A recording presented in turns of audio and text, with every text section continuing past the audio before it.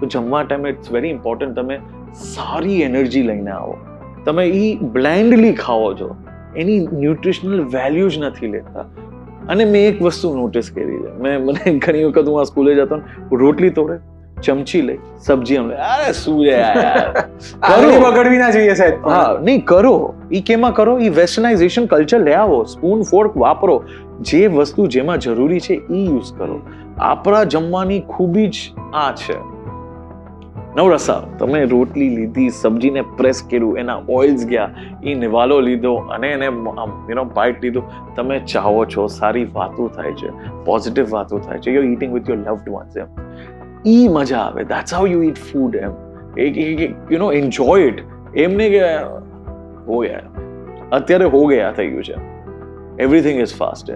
એટલે તો કહું છું, મૂવી જોવા ટાઈમે પોપકોર્ન ઇઝ ફન, તમે જમવા ટાઈમે પોપકોર્ન વેરા ના કરી શકો એમ.